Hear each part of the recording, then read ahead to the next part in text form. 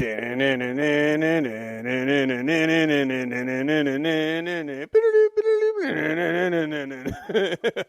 welcome to Alive on One. My name's Stephen, and the reason why I'm singing my theme song is because I'm on kind of a vacation in New Hampshire, so I won't have my normal post-op stuff, but I'm Stephen Burke, and you're Alive on One, a miniature wargaming podcast mostly focused on Marvel Crisis Protocol, and today I'm here with Jin. How you doing?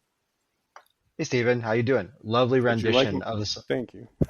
I think I may have done it better personally, but I think that was a good attempt. I forgot how it went towards the end. I know there's a lot of like, so, but thank you. Go ahead. No, the big thing, it ends with that big like bam bam at the very end. Yeah. Well, here we go. Bam bam. There we go. Now we can start. It's complete. Let's go. And we're also here today with Michael Waller. There you go. All right. You did it. I have to pause every time I say your last name, but here we are. And Mike is coming back from vacation, but more importantly, will be joining us more regularly because as it turns out, it's really hard to sometimes schedule regular people. So adding another person is going to help us just maintain like a rate of content that we enjoy and comfortable with. So welcome, Mike, to Alive on One.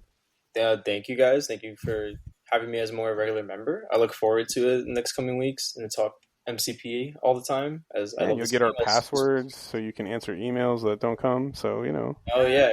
I'll use random emails that come or that don't. Yeah, there's like one once in a while, but that's about it. Cool. So without further ado, we'll get into our normal wear and tear.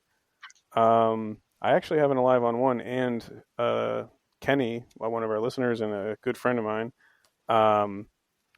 pointed this out to me to remember yesterday. So I actually remember it, Jin. Nice. What do you got? Okay. Oh, also, like before we go on to apologies for the microphone. Again, not at my normal setup, so the quality of this might be a little bit wonky, but should be back probably at home next week. So. But anyways, Alive on One. So yesterday I was at a Midgard tournament and I was in the finals game, which doesn't really matter that much, but it does matter for my moral of the story, which we'll say first, is to never give up.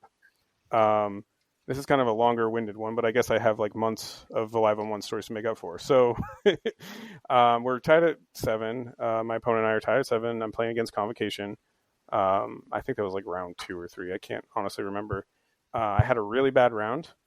He killed like my entire team. First couple turns wasn't like just whiffing. Like I think, also round 4, so very tired. I made some really dumb mistakes. Also couldn't hit anything to save my life. So we're tied at 7. He goes up 13-7. What ends up happening is we're playing on the Deadly Legacy virus. So for those of you who know, which almost never happens, although I've done it at least 4 times now in my MCP career, if you assemble the virus, it's 6 points. So as you can imagine, I'm down 13-7. What is going on in my brain? Because Toad has 2 extracts. I'm like, oh, maybe I can assemble the virus. So Toad ends up getting hit by Chosen of Bast. Chosen of Bast does 3 to him. I slippery away to that third virus. Pick it up. I needed a movement, so it took me an action. I pick it up. I grab it. He's got all 3, and I move away. Not quite far enough to just be safe. So I have a opposing Voodoo in the opposite corner. Voodoo double walks, hits him with the Jonathan. No, Jonathan. I was going to say Jonathan token. The Brother Daniel token, right? Thank you.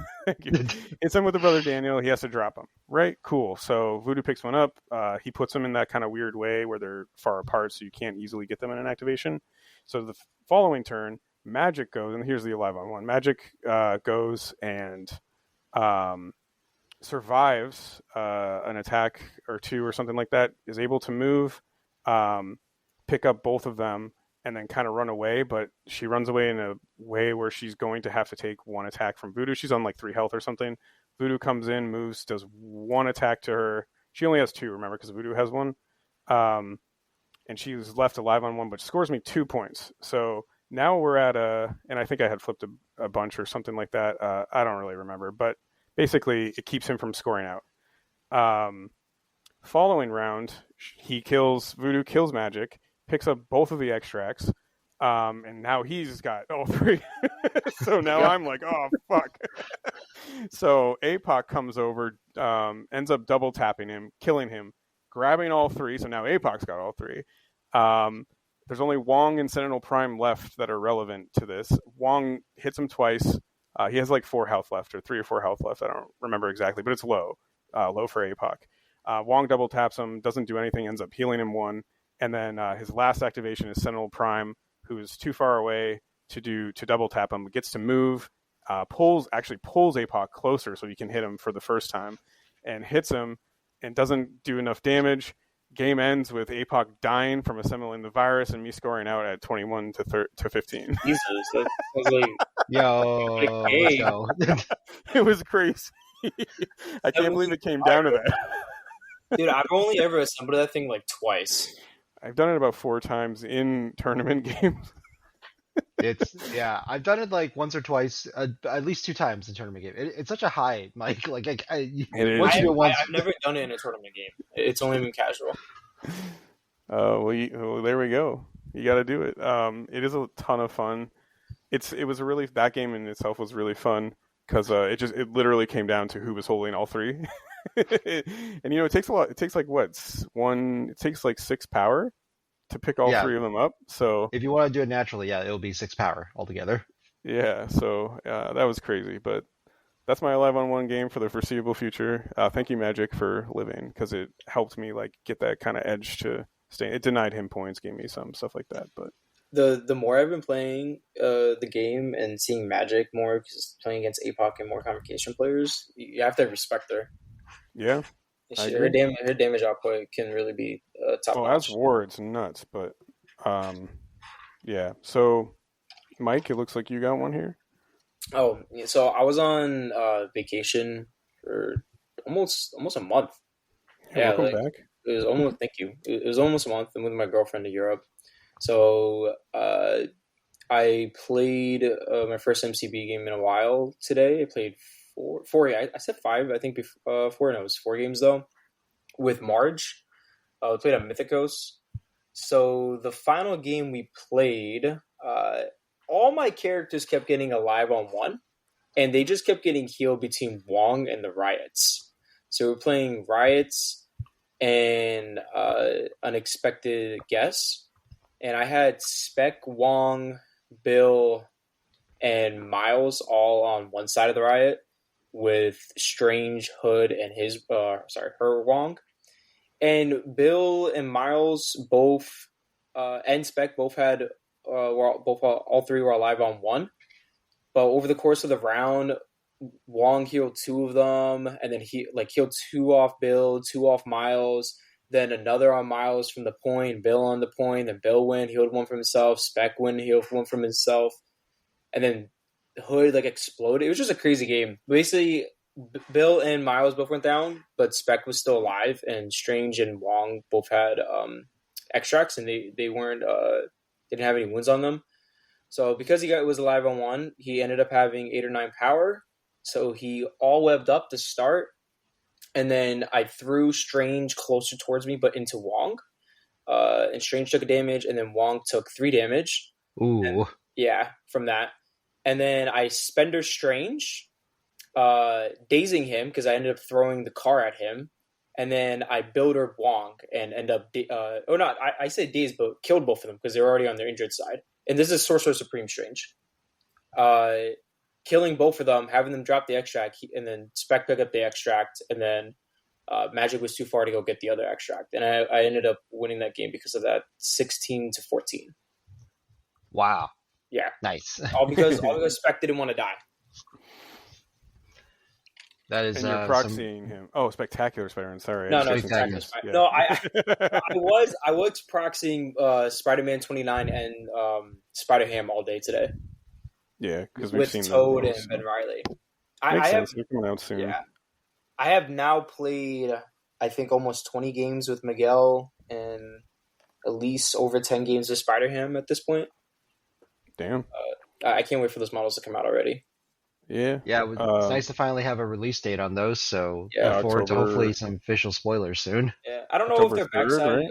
I don't know if their backsides are going to change or not, but I'm just going on the inception that it's going to stay the same. I've just been playing them. Yeah, I that mean, makes sense. yeah, even if Miguel like goes down like 1 health, like depending on like how they consider him a durable fighter versus a finesse fighter, like he's still gonna be good even at 7-6. I mean, I hope he's 7-7, but he could be 7-6. We'll see. Yeah, Only he has time one of will the tell. he has one of the best spenders in the game, in my opinion. Every time I use that spender, it pops off. Well, okay. The best part about it is definitely the place and the free like conditions, right? Well, Before like damage. well, before damage, if you get a wild, you get a size 4 throw, and then you get poison and stun, and then you get a place afterwards. That is an amazing spender. It is, I but like it. I think what it is like the throw on a trigger is like I don't know. You don't always get that, So like I mean, I guess. I mean, he's throwing 8 dice, but he doesn't always get it. But still, what I'm looking at is like the place plus the conditions, like the stun before damage is dealt.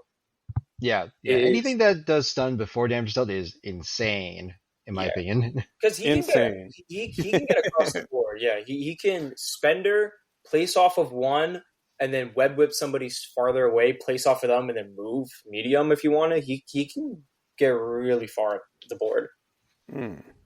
Or So like Waylon, not pursue. you, Mike. The other Mike that I'm alluding to. We talked about MCP like 5 minutes in. He must, I don't know, have a chubby or something. But Jin, you have to do your live on one too before we talk about. Well, in welcoming you back, Stephen, because you are long overdue for more episodes. I'm just having let's say a shout out to Fam and Deadpool on this one. My Nice. live one is that I had a Shadowlands Daredevil that was left alive on one, and I decided just to double walk him away. We were on playing, let's see, Deadly Meteors. So Deadpool was on the Apox player's home meteor. Mm-hmm. My Shadowlands was on the middle meteor, and I walked him twice back towards my deployment zone behind size 3 terrain. Okay, and this little asshole was able to walk, famine hop, and leg day to find the Nice. perfect little bank shot to hit me. It's like all right, 4 dice on 4 dice. I can count blanks. This will probably be fine. It's like nope, just boom, Denied. right in the dome. No leadership anymore. I was like, it's because he doesn't skip leg day, Jin. Duh. He doesn't. Okay, I thought it was good because I survived an attack and I thought like, okay, we can just get Shadowlands like somewhere safe so I can keep a leadership for the game. But nope, that did not happen. Weirdly enough, I had Deadpool in my list yesterday and used Iceman every single game for famine. I don't know. It depends on what you need. I just really like Deadpool's kit because he's the best like long range fighter you got in APOC. Yeah. I totally agree. Like you can chase a dude down, like it's like walk, place two, like that gets you in range to so many people, Yeah, I think against like Inhumans or like more of the scenarios who kind of have the option to go wide and run away a little bit. He's like a really good tool for chasing just in general. I mean, he's got a great kit. I don't disagree with you. Iceman's been more of a control piece for me, which I've desperately needed. But that's we haven't even recorded the APOC episode I alluded to 4 months ago, so we should probably do that at some point. But cool, great. I'm glad that Deadpool saved the day. Not for you, but for, MCP. He was famished and he was hungry and he found what he wanted. Yeah, he was famine, so yeah, he was starving. He needed to kill. So moving on to hobby catch up, I do see you guys have stuff here. I'm so glad we have a schedule. Like that episode we recorded where I didn't have one, I was like, what do we do now? So hobby catch up is our next section on our Word document. So that I haven't done any, so it's up to you two to save the day. I'll go first. I painted 6 Shatterpoint minis on vacation. Nice. Yeah, I mean I was gone for a month, so I brought paint stuff. I just anyone bought. Of note? What's like up? Anyone cool of note? I was trying to debate the day before I left which ones to bring. I was like, I could bring my main characters like Kanan or Leia or something. But I only had like a limited amount of paint I could bring in my my paint case that I have. And so I decided just to bring basically grunts. Like I brought regular Rebel Pathfinders, Rebel Commandos, the supports, and then the other support I bought was Lando and R2, or what the community calls them, Bar2. So I bought them, painted all of them up over the month. I need to do a little more touch-ups with them, probably, but it was fun. I mean, like, could you bring them to like a store event and no one would say, these aren't painted to a 5-color standard? No. I do like my Rebel Commandos. I came up with my own scheme because I didn't want to do them like Endor theme. Yeah. And I wanted to do them kind of how my base is. So they're like a tan, dark navy, kind of. The Rebel Pathfinders are painted like Dartbox. R2's painted like R2. And then Lando's painted like Lando. So, nice. Oh no, 7. Sorry, I forgot. I also painted K2, but that one was easy because I just used contrast paint on him. Right. Yeah. I just need to like get the emblem and stuff, and that's probably about it. Yeah, right? I didn't feel like spending a lot of time on him. I played like 4 games with him so far, and at first I was like, "Oh, he's awesome," but the more I played with him, he kind of was a little bit of a letdown. But I still like him. I always enjoy Bork that like the hobby catch up is where we get to do like Shatterpoint deviations for like 5 minutes. I mean, to be honest, you guys can talk about Shatterpoint. We've always wanted to branch out to other games. It's just the rest of us haven't had any time to do anything. So that's fair. But if you're playing it, record it. I could go do an episode about Shatterpoint. Me, Mike, Willen, and Pedro, like all of summer, just kept playing Shatterpoint, and we were. Yeah, Whalen seems to be pretty hot on it.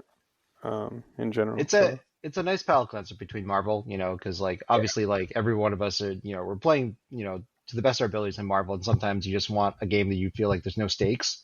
Yeah, totally get that. That's why I like Old World, to be honest. He likes it, but he does not like playing against Rebels. I will tell you that he does not like playing against them. He's a grumpy old man. He's gonna find something to not like. Who's younger than me, but here we are. So Jin, on your hobby catch up. Just a quick note. I did actually get to paint some Miss Marvel, both her normal size and her embiggened form. Did it in preparation for upcoming tournament. Just glad she did. I think she's a really cool model. Gets a ton of movement in this game. Yeah, so I just wanted to give her a proper paint scheme. The yellow I did with a light gold instead, just to be more MCU-ish in color scheme, and it's very simple, just contrast paints and some gold paint. Nice. And a couple of touch-ups with the regular paint there. So yeah, she came out really, really good for the. I know how much of attention span I have for painting, and she was like the perfect amount to get to the quality that I wanted. You found your happy medium, I guess, in Miss Marvel. Yeah, no, but her color blocking is like really, really friendly. That's the thing. There are other characters that like I can't get as easy color blocking wise. I don't know how to say it. Yeah, I'm sure if I sit to play like Sandman, I'd be like, this is kind of rough. Yeah, because I did not have fun painting that model because I was overcomplicating it. Yeah, I love texture and like that kind of stuff. So, but I know what you mean. Like when there's clear cut, like blue goes here. Yeah. I have a quick funny story now that you said that. So when I got into the game, I would paint sometimes people's models to afford other models. So I've painted 3 Hulkbusters for people. Whoa! I didn't know you were just like me with APOC. I didn't know you had that kind of problem. No, I didn't know. They were like, can you paint this, and then I'll get you like MCP box to you. I'm like, sure. And I painted him so much that I was like, I'm never buying this model for myself. I don't ever want to paint it again. I don't care if he ever gets updated. But a couple months ago, one of the guys that I painted a couple models for, he got out of the game, and he's like, here, like you could take the models you painted for me. Here you go. So I got one of the Hulkbusters I painted back, and I was like, perfect. I never have to buy this model. I don't have to paint him again. I just have him now. The best is if you were paid for that. It's like I just paid myself. Yeah. I just paid myself. Just paid Hulkbuster apparently like 2.5 years ago when I painted him. Nice. Good investment. Stocks are up. Let's go. Yes. So life stuff. I'm trying to move us along. I guess we talk a lot when the 3 of us are together, which makes sense because we've stayed up late in the night talking about stuff like life. So, but speaking of life stuff. Yeah, I'll go first. Just real quickly, back from vacation. I did go to a Midgard tournament yesterday. and I will just make a point. I'm not going to talk about how I did. I don't know. I don't ever do that, but like, I should stop telling people I'm rusty and then beating them. It feels really bad. Ooh, you got a message.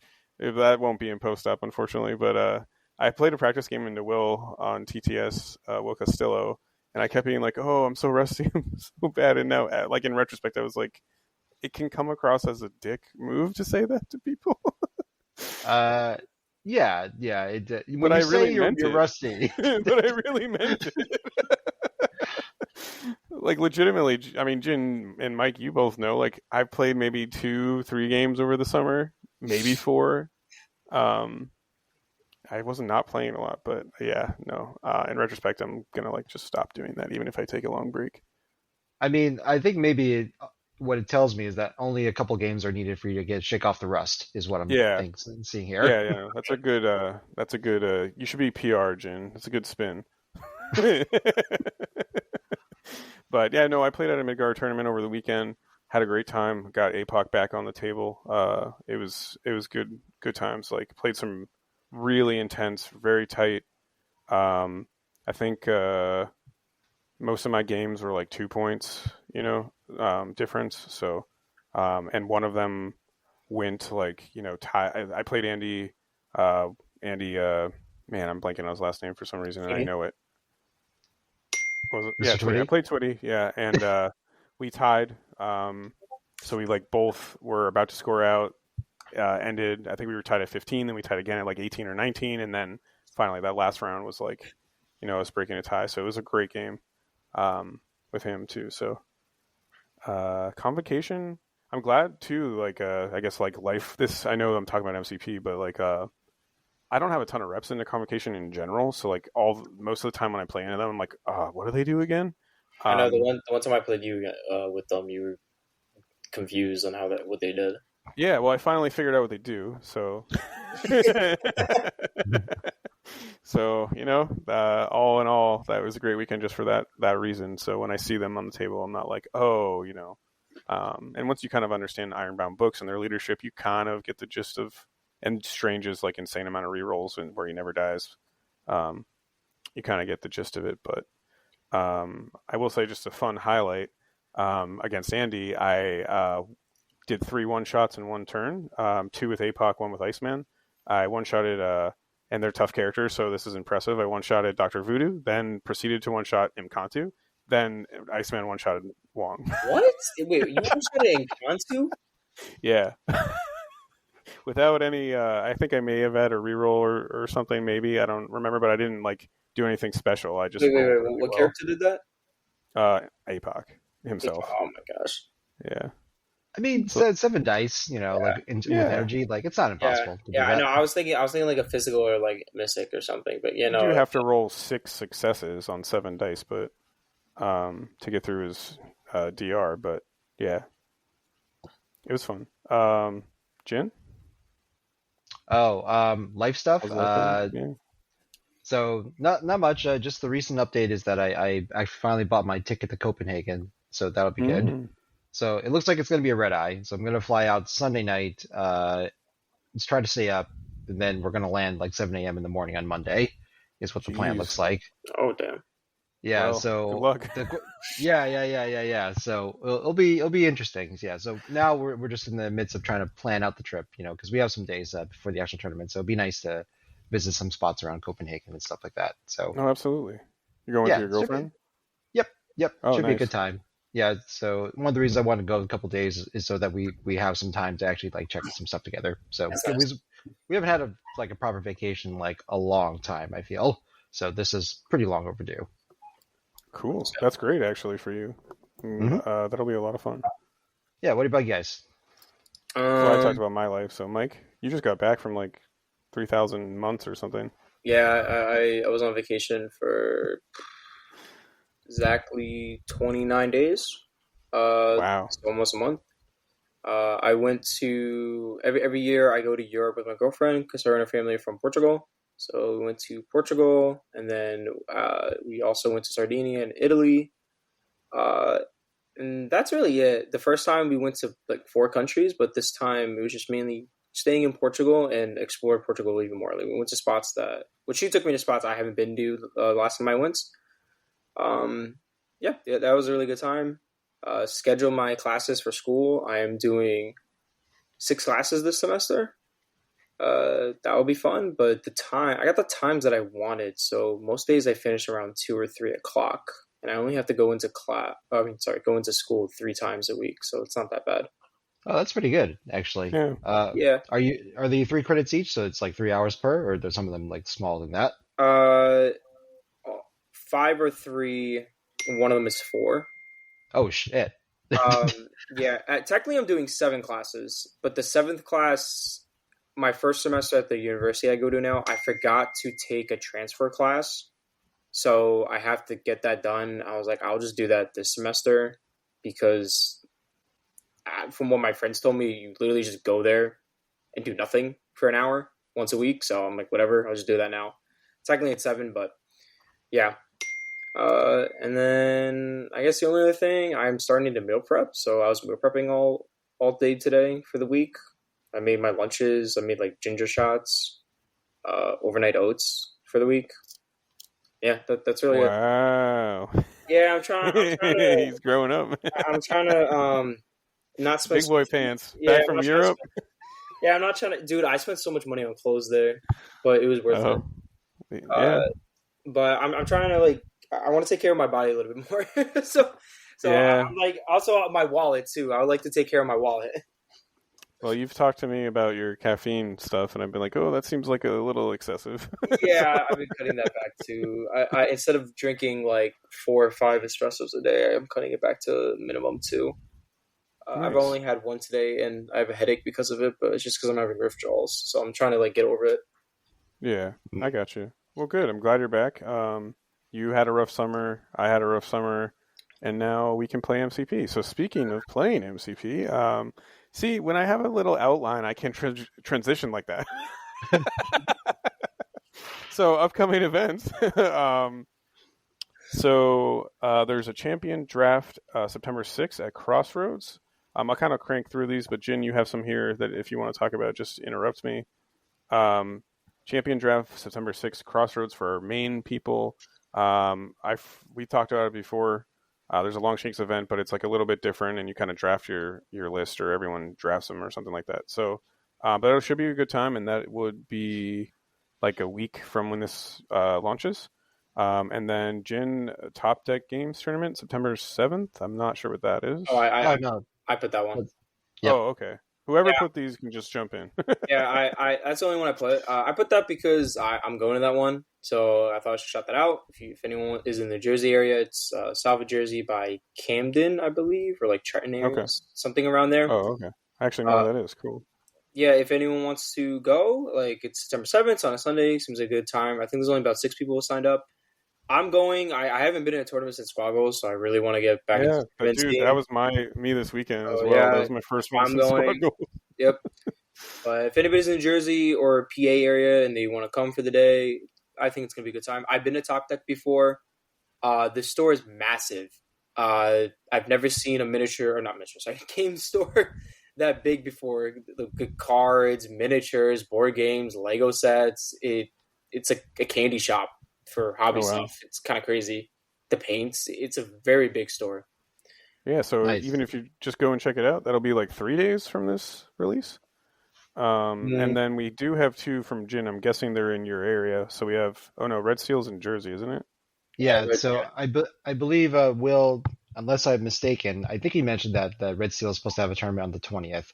Yeah, He did, I think. Yeah. Yes. So that'll be good. A lot of the PRP crews will be out there. It's in a more central Jersey, so like a nice little midpoint for New Englanders and Jersey folks to go to if they're interested in going to that. Jen, are you going? Probably. I'm hoping to go at least. I will not be there. Now I'm thinking, is Rob going to be there? Probably. Then maybe I'll go. No, I don't know. Well, if you guys go and you get done, if you want to come to my house, my brother is getting married that day. So, okay. To just crash the wedding. have a Hey, big I brought Rob. party. There's gonna be catering. There's gonna be a pool. There's gonna be an activity. Yeah, it's gonna be. Nah, Um, I think I'm good. But congratulations to your brother though. Like yeah, that sounds really congrats. sweet. And Uh then Battle oh Standard on the 27th, which is in Springfield area. nope, it's in Connecticut. Yeah, I know, but it's Springfield area. Battle Standard, Like right? you still have to go south. Like that's the thing. Yeah, but So it's about from an hour Springfield, from me in Worcester, so it's about the same distance. Okay, yeah, you're right. But yep. Battle Standard's on So a tournament on September 27th. yep. I'll let people know the links as soon as I get it. I have to make the submission still, but that's what I've been telling everybody, and there hasn't been any pushback on that date. So Okay. until otherwise, there'll be one on the 27th. You TO in that one, or are you playing? Yep. I'll be TOing. When I TO, I like to just TO and not play personally, unless Yeah. yeah. Even if there's buys, I'll just play the person with the buy, just in a fun casual game between rounds. Yeah, absolutely. One of these I have to make work, I feel like, but we'll see how my schedule pans out when I get back to Worcester. Okay, and then the rest of them I can just hammer on through because we talked about them before. Fault Retreat is October 17th through 19th. That is where you stay in a cabin in the woods. Brian Watson's TOing that. It should be a lot of fun. Sign up for that. I think we're still assembling teams. Jin will be there. We're still working on my team, but I should theoretically be there I will also with a be New there. England team. Oh yeah, Mike's gonna be there. Yeah, my bad. I forgot you're on Jin's team. You two, and Will, right? Mm-hmm. Yep. Cool. My team might be John, me, and Matt Alex. Right now, it's looking like something like that, or Tim from Professional Casual. So Nice. we're still working on it. That's October 17th through 19th. It's a full weekend. Nice time in the woods. WTC, which Jin, I don't think, Mike, you're going to that, but Jin's going to that. We just talked about that a little bit, the Copenhagen stuff. That's October 25th through 26th in Copenhagen, Denmark. Yes. Good job. Had to take my time with that one, but we got there. Standoff in Maine is November 22nd to 23rd. I will definitely be at that one. I like to go to that every year. My gaming group's from Maine, so like that's kind of like the home turf tournament. Trying to get Jin and Mike to get to that, but we'll see. And then finally, Everwinter is December 5th through 7th in Boston. So we've talked about that extensively, so we don't need to go into that. But just to remind you, that's on the horizon. And then without further ado, so today I had Mike give me like a list of suggestions for episodes, and I kind of I ended up picking one, but it's Mike's idea because it's first episode on here. But we wanted to talk, and also because our episode a long time ago that talked about like off the beaten path characters kind of like did pretty well listener wise. So we're kind of looking at like having these more like suggestive episodes like in the rotation. So we want to talk today about like thematic factions and just kind of discuss it basically. I don't know if this is where you want to head with it, Mike, but I just made a bunch of like kind of questions almost. I see that. Just kind of, yeah. Well, I didn't know, like because I think what we're also kind of approaching when we talk about thematic factions, we're also talking about different ways to play this game to whatever integrity you bring to it. Whether that's a competitive integrity, whether that's a comic book accurate, you know what I mean. You come into the game with a theme, and that theme can be logically deduced from some kind of like thematic issue, right? Whether that's I want to run, all the characters from the Ben Riley run a couple of years ago, or something like that. So I don't know if you can do that theoretically, but I don't think they have Jackal yet in the game. So, but yeah, so just to kind of open, I guess the general discussion is just like, well, what do we consider? Like, if you're sitting at the table and you're like, oh, that's thematic. Like, what are we talking about here? And is there like a certain amount of characters you have to have in a roster or even on the field to kind of like be like, oh, this is kind of a thematic battle, So I think I see what Jim put down. I kind of agree with this. It's kind of like how the mechanics of the characters work. So if a character, baseline, if a character when they play, if they feel like the character how they are in the comics or movies or like TV shows how you see them, it's the same thing with like a team. So I guess like a basic example is like Spider-Man. spectacular. He has a web swing, a throw. He's impact webbing people. It feels very thematic of how the character is, and it's kind of be how the same way some affiliations feel. Whether it be you see the characters line up, if they have a lot of affiliate characters usually taking their rosters, how they play, like do they feel how they are in the movies and comics. I mean, some basic ones you can think of are like Avengers and Cabal, just because their faction is so large with like 20 plus models each. It's bound to be thematic. Almost everyone in the comic is an Avenger. Well, I would almost argue that it's like non-thematic to some extent. But yeah, maybe less Cabal, but I think Avengers are pretty thematic. I mean, depends on who you bring, but yeah. We'll get to that. Yeah, I also think like a roster at least being like between like 6 and 7 characters make it more thematic. I mean, if you have a team that is only like 3 affiliated, I guess like Sentinels, like you really only bring like 3 models. Right. They don't really feel like thematic like how the Sentinels play because they're also like not everything's released yet too. You know what I mean? Yeah, that's like, true. Yeah, because we did just find out some of the other guys are now getting released. Yeah. But Jin, do you have any like general thoughts too about like theming in MCP? Yeah, so I guess like the when you say like how do we qualify a thematic faction? I guess like are we just evaluating each faction as like how well have they like illustrated the theme of like this affiliation, what you think of in the comics, or are you talking about like individual player level like for rosters, like what is a thematic both, right? roster? Yeah. Yeah, So, I think we're talking about all that. You know, what do you consider personally? Like when you're at a table, right? And you're like, oh, that's thematic. What are you referencing? I guess I don't know. Yeah. I don't know for me, but you know. Yeah. So for me, like I play pretty fast and loose with thematic because like to different players it means so many different things. Like how many times have we heard the expression like "Oops, I'll charges" list, right? Like that's a mechanical theme, right? That everyone like is into. I had a loco also that like his name's Jason, that like very fun player to talk with. He's very excited about transform characters, so he wanted to make a roster of all like transform Sounds characters. Like me 2 years ago. Yeah, yeah, and but he had a fun name for it. He called it a popcorn squad. Because like a kernel, it would pop into a different form. Okay.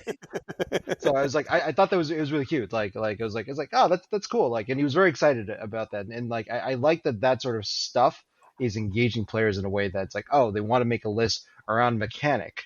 On a side note, Jin, have you recommended to him Sam Wilson Avengers leadership? No, because have him explore that hole. So. So the last time we talked about this was when Emma was the take all comers like list, where Hellfire Club didn't have an affiliation list yet. But my local was not trying to bust out like make the affiliation broken. It's like oh, she's a character that transforms. I'm just gonna have other transforming characters in the list.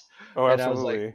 I was just like, this is such a fun like idea that like I think everyone's just like would have a blast like playing against, So Jin, it turns out a lot of them are Avengers affiliated. I'll just leave it at that.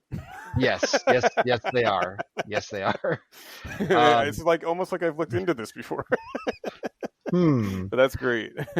Yeah, when you first pitched the idea to me, though, I was also thinking like lore wise, right? So just like this is one of those things where like I'm sure if Nick or somebody would that was on here like would be able to tell us. Like I was looking at it's like, oh, can we run ultimates?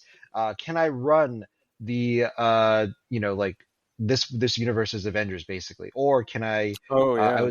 I was big into the Spider-Man cartoon like in the 90s, like growing up, and like there was a point where they did the Secret Wars arc, and I was like, oh man, we could almost get this, but I'm missing the Fantastic Four. Oh, that's how I feel about like the Illuminati. Like, yeah, like I'm like now we're only missing Mr. Fantastic. I want to play the Illuminati really bad. Yeah. So I hope AMG like at some point can get to that. But it was like oh, we're like so close, like we're just missing a few pieces here, for that. Another example would be painting, right? So my one of my locals, Shane York, who helps me out with a bunch of tournaments. He was there Saturday, by the way. Yeah. Oh yeah, so you have seen his squad. He is committed to painting Oh, okay. Well, if you ever want to look at his squad, he is committed to painting everybody yellow and green Hydra colors. Wait, that's him? Yeah, that's him. He He's is in both of super. he's in our Discord, so hey Shane. Yes. Hey Shane, happy birthday. No, it's Brian's birthday. Oh, Shane's that's half true. birthday. Um, Yeah, we continue. yeah, no, just saying. So like, so it's so I'm really looking at from like the different players I've talked to, like because I've had players that are very excited about lore character like teams rosters. I've had people excited about mechanic like thematics, and then people just like it's like, hey, I just want to paint everybody so that they feel like they're under like one umbrella, of some Yeah. kind. So Yeah, I guess you're touching on like weirdly enough, you're touching on the aspect of kind of every war game. You're talking about basically lore, you're talking about competitiveness, and you're talking about like hobby, painting. Um, right, to kind of sum it out, like if you're going to theme something, it'd be like based on the lore, which for Marvel includes comics and Mhm. media, right? yep, Like movies and stuff, and then you're talking about competitively theming a list, and then you're also talking about like painting them up like in this kind of like cool theme, no matter who they are, kind of, and just running your list. So like, I do think those are kind of because this is a free flowing discussion, so I'm just trying to summarize things so we can then talk about them in like a more logical context. So, we have at least three, maybe more ways you can kind of like thematically stylize a list. I don't think one's better than the other. It depends on how you like to play, right? Like if you're just going for all comic accurate, like I'm trying to think of a movie where there's a lot of like bad MCP characters that would fit together. Like Doctor Strange Multiverse of Madness. So maybe you have Doctor Strange and you take the Defenders one, the one with the ring. And then maybe you take yeah. Wanda, who's not, the greatest, and then you take she's not out yet, so you can't take her, and then you take Wong. Let's just do those three because that's all I can think of right now. That's not the greatest team in the world, but like it is, you could reenact a battle from that movie, and that is like a thematic way to like play MCP. That's how I feel with like so like I guess like a affiliation example I have is like Guardians. When I play Guardians, I just want to play just the Guardians of the Galaxy from like the movies Mm. because it's very fun to see them. I remember when I used to go to tournaments and play them, I would play like the soundtrack from Guardians of the Galaxy, like while I'm playing my opponent in a tournament, so it's just like in the background. And I was Funnily enough, Mike, to just bring this up, Sean McNamara he's from Midgard plays the X-Men theme at the beginning of every game from like the comic show, from the like cartoon show. I mean, yeah. so A good way to also is if you think about like tactics cards. Like a lot of teams have like tactics cards that can be used. Like say foreign assignment on Agent Venom. Like he can get thrown by Gamora and then Groot heals him and then he's like by Star Lord and does a full auto and then Rocket and then Drax throws him. It's a very thematic card. yeah. So it's like another way to approach thematic that feels like they're actually like we're playing comic book characters, not just random name models on a random game. Yeah, absolutely. Which brings us to a good transition about talking about, well, why thematic? What do you get when you think games feel more on theme, even if it's competitively? Even if it's like an all charge list as, it were people calling that ABC? I think all but everything, or I don't know. Don't ignore me, but as you, Okay. but why theme things? Like what, I don't know, that might be too general of a question, but I'm just thinking like what do you get out of theming things versus not theming things? Does the game become more enjoyable? Like I mean obviously for a lot of us the answer there is like yeah, it does become more enjoyable. And I'll give just a quick example of my own. Like I don't know, I played a lot of factions at this point in my MCP career, but I think one of the things, like when these those three prongs kind of aligned for me, like lore, because it was all three at once, right? It wasn't just one. Lore and game design with APOC, like really, and then I painted them all kind of like as a cohesive. It gave me the inspiration to be like, oh, I'm going to make them all kind of like themed off APOC's kind of color scheme and like do this kind of like one squad thing. To be fair, I started that with New Mutants, but anyways, it was like those three things coalesced into like this great space where like not only did they play like thematically, but I also felt like they were kind of comic true. Granted, I now have a soup in my APOC list, but we'll get we'll get there. But for the most part, for 8 months, I've been playing them. Just because they feel great on the table, like as a theme, right? And they inspire you to like paint them up like thematically too, to be like a cohesive kind of looking squad. So that's just one example. Yeah, I mean, we've talked about this a few times in the cast, and like we'll mention again, they knocked it out of the park with APOC. Like the Horsemen just feels so like well represented, and they have very iconic powers and mechanics that like to get the tokens to encourage you to do more these Horseman behaviors, right? So like, they did so well, Stephen, and I'm not surprised that you were drawn into. Let me give another example too. So I've always thought that Webs plays exactly how I imagine them in my head playing. Like, you know what I mean? Like way before APOC came out. They don't play the same game that everyone's playing even, so they're like swinging around. They're just kind of doing things on movement. You have that brute, well, maybe they will with Miguel, but right now they don't have that kind of like brute force strength to just take things down. So they play kind of cagey, dipping in and out. Like, let's not even talk about the old, like, Wong Toad list, the 6-wide Wong Toad with your core. But like, if you just bring like only Webs, like, Spectacular feels thematic. Miles has his energy blast, which feels pretty thematic despite how annoying it is. Like to drop your tokens and stuff, but like they feel like they're, these little bit on the weaker side characters who can throw things occasionally and kind of just swing around and probably say witty things to their to the opponents. That's how I feel about like Spider-Foes. I feel Spider-Foes is a very thematic team with most of their models, especially with their tactics cards.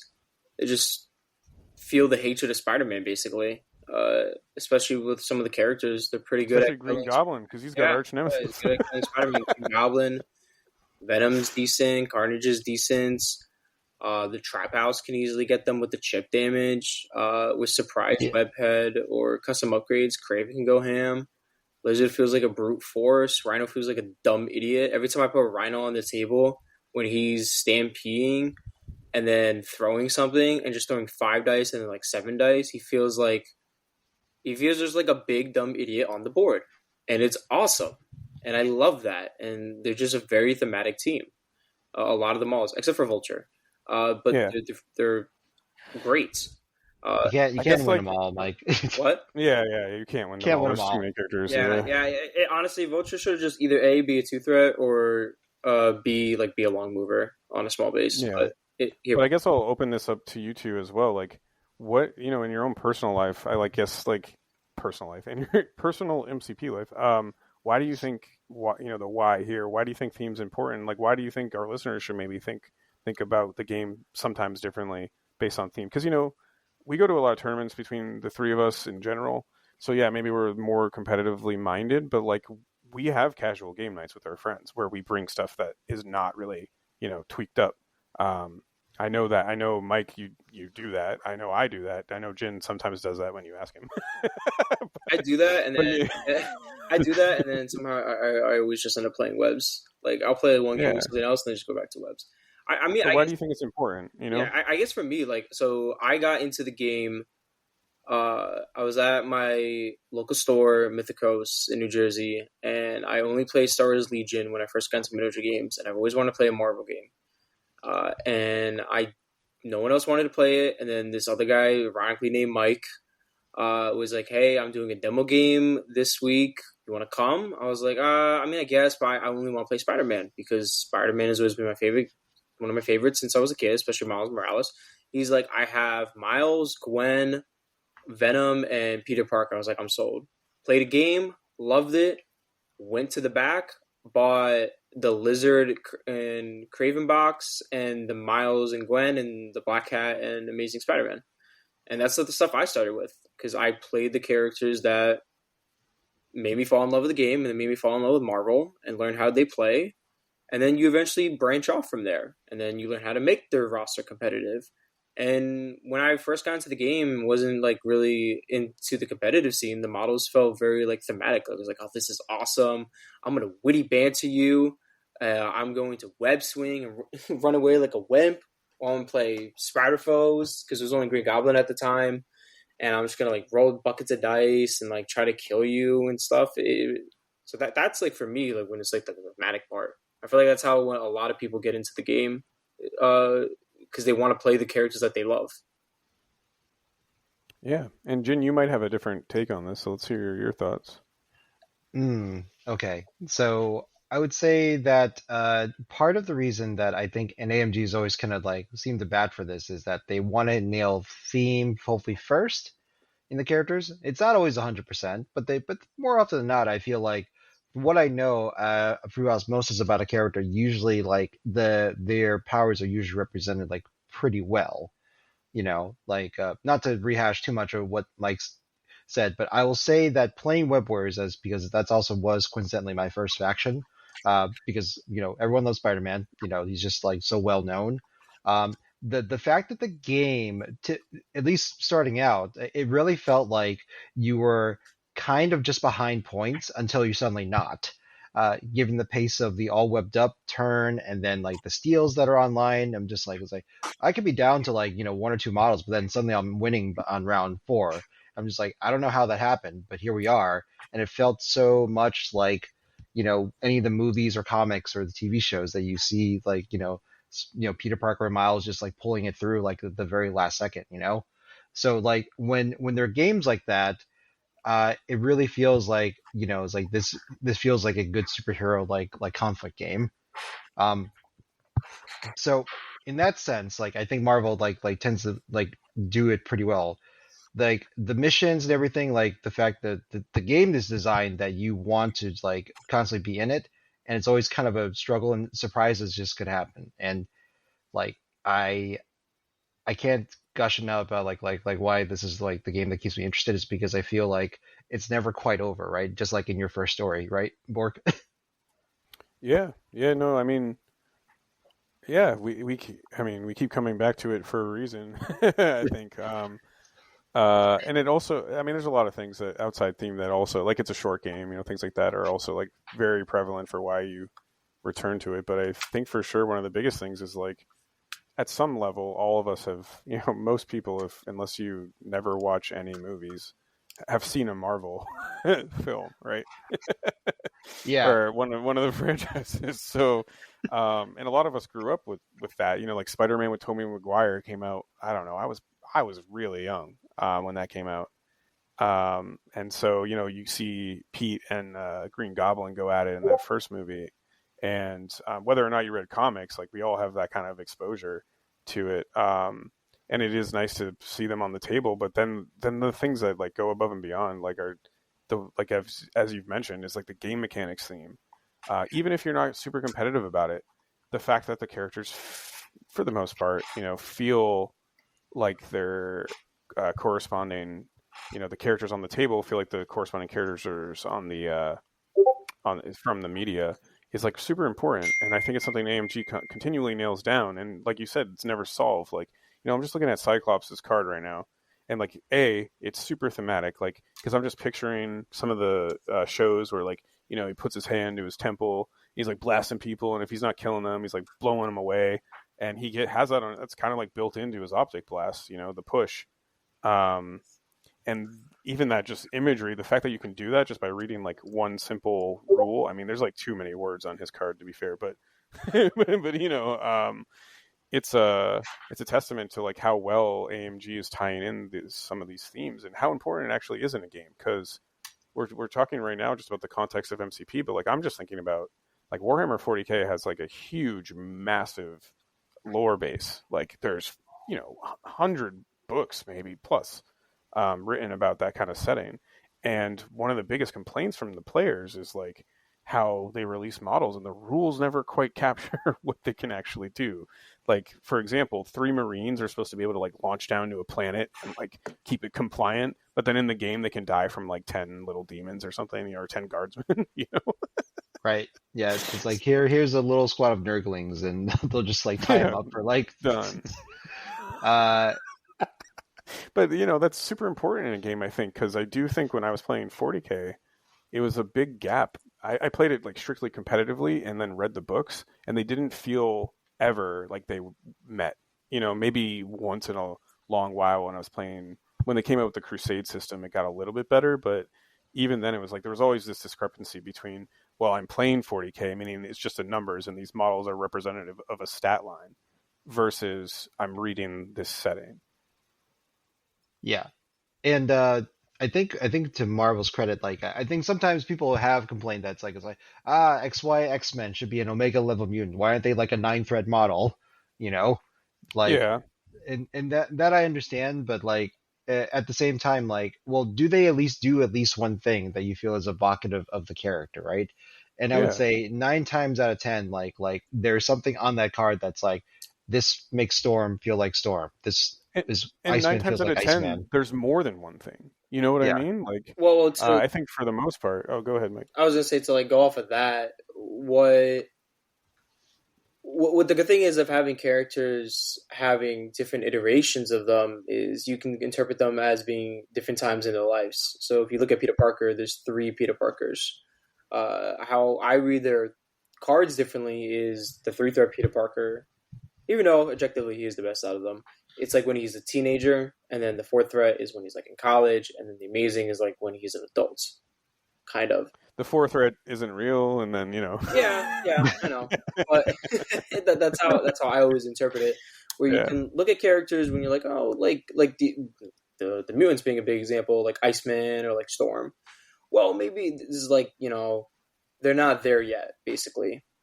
Even though like Storm's model definitely looks like should be the Omega level version, but there's always room to add like different versions of characters to get them up to that. Like there's 2 different MODOKs, 2 different Hulks that are very thematic. Like Hulk plays how he is, and the Mortal Hulk plays how he is in the Mortal Hulk's comic book. So oh shit!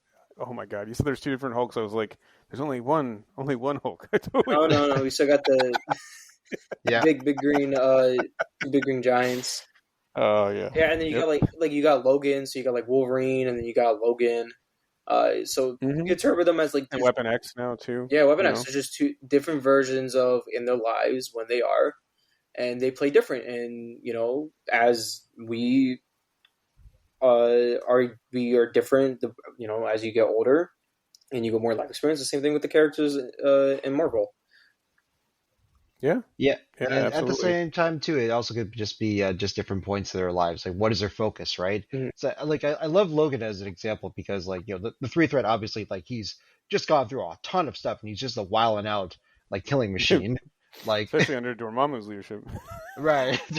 but I love the juxtaposition between like like Yellow Suit Wolverine and like Cowboy Hat Wolverine, right?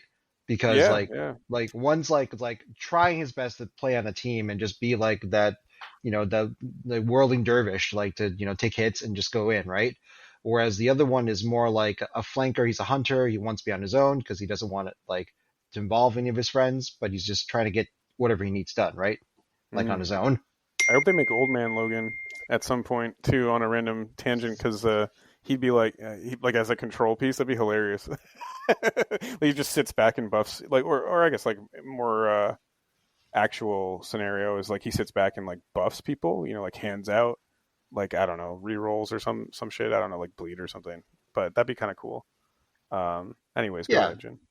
Yeah, and so I guess like to tie it back to like thematic like rosters again, like I think a lot of people like really just get their kicks out of like making sure that something narratively or something in their head just ties everything together, right? We have a lot of our locals and we have a lot of players that we know that like they love the fact that like they're talking about Sean plays the X-Men theme before so like it's really important, right, for the enjoyment of this game that you can have that connection with the characters, right? Because they're not just like Space Marine Bolter Man, like, and to be honest, like that's where you get a lot of based on what someone's kind of like priority is with thematics is where you run into people who either switch factions a lot because they like the competitive nature, like the theming things competitively, or you have these like faction diehards who keep coming back to this because it is stylized in such a way where like it's enjoyable. Like there's still depth there, right? There's still things to explore. Like maybe you've been running X-Men for 3 years, but you're like, oh, this one character, Nightcrawler comes out, and you're like, oh, now I can add him to my roster and like explore that. or Spider-Man's the Webs is a good example right now because they're about to get a box, and Oh no. We're gonna get 2 boxes. 2. I thought it was just one, but okay. It's 2. Yeah. Oh. 5. Well, like 6. I don't know what Prowler is gonna be, but 5. I'm hoping Prowler is a Spider-Man. 5 new characters that. I mean, they're not confirmed they're going to be Web Warriors, but I'm only assuming that they're going to be Web Warriors. I hope Prowler's a Spider Foe, to be fair with you, because they need something new. They haven't had something in a long time, so there's no reason for him. Is there a reason for him not to be a Spider Foe? I can't think of one.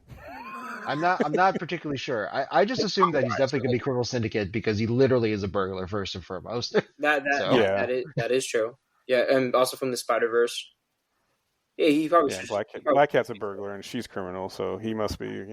They have the same job. Yep, but she's also not a foe too. But I don't know. I don't know if Black Cat was ever really a Spider foe. I don't know. They make anybody Criminal Syndicate nowadays. I mean, Mephisto's a Criminal Syndicate, and same with Loki for some reason. By the way, the Criminal Syndicate roster has gotten out of control. By the way, yes, it absolutely has. The other day, and it was not fun. Well, it was fun playing with you, but the amount of dice you threw at me was crazy. Oh yeah, no. Wait. Side tangent. Shadowlands Daredevil is like pretty gross right now. Wait, side tangent. Are we back to Attrition Jin? Has he resurfaced? I can neither confirm or deny. I'm just having a good time playing some Shadowlands right now. Okay. Well, you're taking Inhumans to tournaments, so the first tournament you take Shadowlands, I'll know. That's what I'll know. Yeah, no, absolutely. Yeah, I mean, there's just so many ways to think. I think it's really important to keep interest. If I have to boil down, I know I asked like that bigger question, like why. I think one 100%. Of the biggest reasons is its interest, right? Yes. Yeah, it keeps you going. It keeps you coming back to the game. It keeps you painting. If you're painting a lot because of it, keeps you exploring different options. Which brings us kind of like to souping, which is its own can of worms and can be polarizing depending on who you're talking to. Because I think the three of us at least we see all types of players. Like I know our circle that we play the most with is it's definitely. I'm not even gonna say probably. It's definitely competitive. A lot of us are going for like max rules efficiency to put us in the best position to win, which is by nature competitive play. But we all play with other people or are friends with them or have seen them or like are locals where that's not their intention at all. And it's a different kind of game. In fact, they get kind of angry when they play against a really tweaked out roster, So you kind of have to like rework it and play something that you find enjoyable. So like, I don't know where I was going with that. I'll say that like to confirm, because you asked this question earlier, like if I actually bring like a separate list, I do actually bring a separate list to my locals because I think it's important to just have fun thematic battles because I think that's generally what people are looking for. Most people don't have time, right, to put in the amount of effort to really like get into the weedies like turn zero stuff and mid game play. Like we can get people there like bit by bit, but everyone has their own journey and their pacing that they want to do. So I always want to make sure that at local game nights that we still have a good time, right? Yeah. So recently I've just been bringing MODOK Criminal Syndicate, and it's all affiliated models, like there, cool. So and I'll take like Simpleton, like I'll do it instead card all the time because like I just want MODOK to have this time where he just like offs one of his grunts or minions, right? So that he's like trying to take the glory, Yeah. And it's fun. Like I think there's a lot of lists that you can play with like some teeth, but with the expressive image, like, hey, we're just trying to play a game, and we never want to forget the social contract of having fun right together. Yeah, this is a good point too, Jin. Like I don't think we've ever talked about intention. Well, maybe we have. It's been a year. I'd have to listen to hours to find out if we have done it. But I think just to bring it up again, like if we haven't before, is like intention, right? Is like such an important part of, and the social contract is all embalmed in that, if you will. Mkantu, sorry, he's on my mind. I one-shotted him, so now I'm feeling pretty good about myself. But yeah, I had no skill. That was all dice. But anyways, like the intention that you and your opponent have when you're playing this game, and I think, I guess an issue in MCP is that it's pretty streamlined. If you've played other war games, they're bulkier. They tend to be bulkier. They tend to be more vague. The rules aren't as clear. I'm not saying MCP is perfect, but it does seem like a more streamlined game, and so it does feel like it lends itself to just be competitive, or to automatically kind of be. It's a points game, right? So like, it does feel like a little bit more competitive than most games. But that being said, like, the intention, you and your opponent are entering a social contract when you're having a game, right? So if like someone's feeling bad, it means there was some kind of miscommunication between like what the intention actually was of you two gathering to play the game.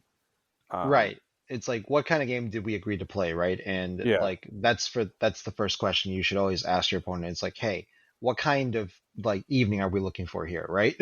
Mm-hmm. And sometimes it's easy to assume, like, if Waller asked me for a game, I'd bring my competitive list, like, automatically, which maybe isn't even the right thing to do, you know? Maybe I should ask. It is for You feel me. like just dicking I around. always bring my competitive list. Well, yeah, I know, but okay, theoretically. I know. I should ask you. I know when to bring my casual list and when to bring my competitive list. Against you, I just bring my competitive list. Yeah, and like, I think Jin and I have run into this actually during this summer, because I think there was like one night where I was like, Jin, don't bring anything competitive. I just feel like rolling dice, you know? Yep. But yeah, no, I think that's super important, and that goes back to theme. Like, if your intention is to be more competitively themed, for example, then you have to bring, you know, like an everything charges list. I don't know. That's just like the example we're using today. Versus like, if someone's like, I want to reenact, you know, the Avengers battle from the first Avengers movie. That's a pretty clear indication that maybe you shouldn't bring like Jane. You know? Just bring Loki. That's it. Just bring Loki, an army of one. You just a bunch of Lokis.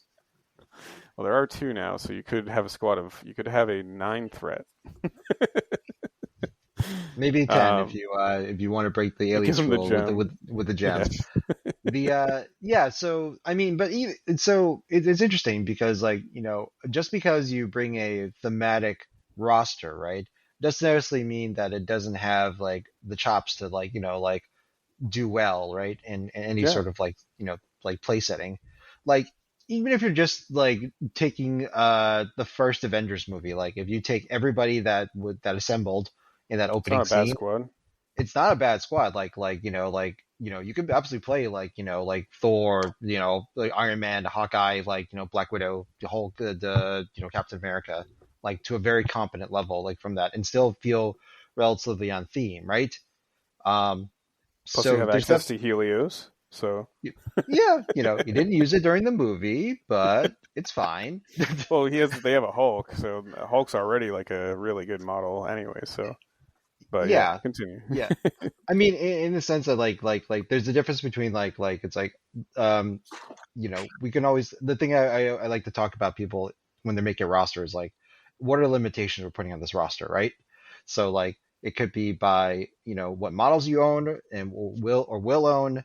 It could also be like, you know, like what kind of like play style it's going to be, or it can actually literally just be on, it's like, hey, I want this universe's accurate like version of the Avengers or X-Men, you know, or I want this X-Men run. Like, let's say you're doing a Cyclops list and you really want to put Juggernaut in the list because he's just in his team right now in the current comic run. Yeah. You know? Yeah, and you can still play that roster like to a degree that it's going to be like really cool and competent, like to get like points on the board, right? Still. You might not win LVO with it, but yeah. What's your intention, you know, in terms of like performance? Like, what are you looking to get out of the game, right? That's another level to all this conversation. Right. Yeah, and that sort of like will guide like a lot of your roster building construction like questions, right? Is like how many limitations you want to put on yourselves, and like what is the goal of the roster, right? As well. I think it's also if like you like just read something or saw something of a character and you're like, oh, I forgot this character's in MCP. I want to play them, and then like you just play them just because of that, and just have like a thematic battle in your head that's going on. Like, Yeah, I mean, Steven thought like Punisher was a really bad model, and I just, I don't understand. Yeah, well, I don't remember that conversation, but I remember I was talking about it and me thinking that. But no, he's solid. I've never played against that model.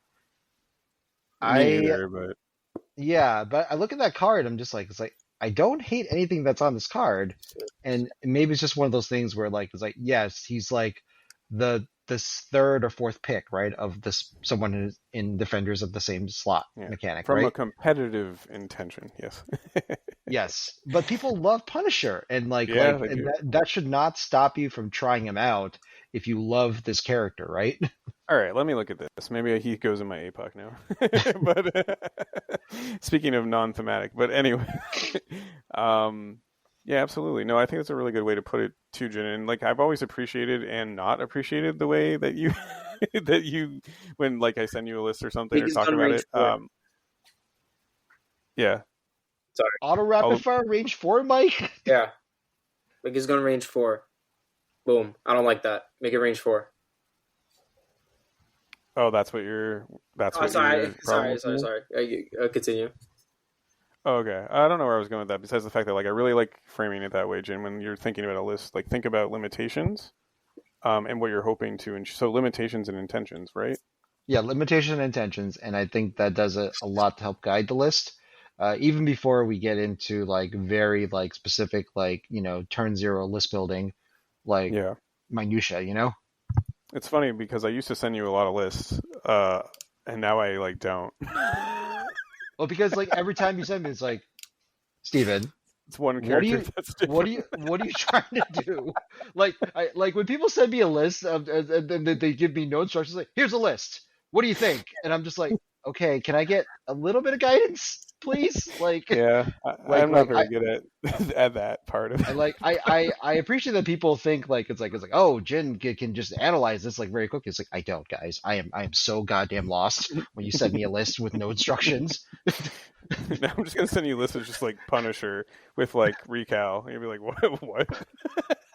So like, yeah, whenever you're sharing a list with friends and you want their opinion on something, please ask them specific questions, so you can have a more. Or be me and just post lists and have no context. It hurts. Yeah. Well, there's a Discord where you can do that. You can post lists and have no context, or actually ask for advice. Okay, cool. So I guess like moving on to some of these. We're touching on a lot of good points, though. I think as a player, too, just to like say this as like a general thing, like think about these things. Think about why you're doing things. Because it like even if you want to play casually, it'll make you a better player. Like in general, because you'd be like, it'll make you have a more enjoyable time playing the game, is what I'm trying to say, actually. Not a better player, because that's a competitive way to look at it for the most part. Like it'll allow you to enjoy Marvel to kind of its fullest potential. I think if you ask yourself, like, well, what do I want to do with this? Like, I'm thinking of switching factions in like 8 months, another 8 months. I'm going to play APOC for the foreseeable future, but like, I get bored of him. He's not boring, actually. That's what I like about him, and maybe that's what I have to look for in my next faction, right? Is the reasons why he's not boring competitively, thematically, is because it's like every decision you make is so adaptable. It's all situational. Like people have asked me before for like APOC advice, and I'm always like, well, you've always prefaced it with that because it really does depend on so many factors, like when you're making individual decisions and when you're making even your horseman selection. So that's just an example of like, I like that kind of, it's like a toolbox list, and I like that a lot. And so maybe a faction in the future that I play has some similarities to that, right? So, but what do we think? We talked about souping a little bit. I will say touch this on souping, though. You interrupted me. I'm calling it out right now because of our last episode.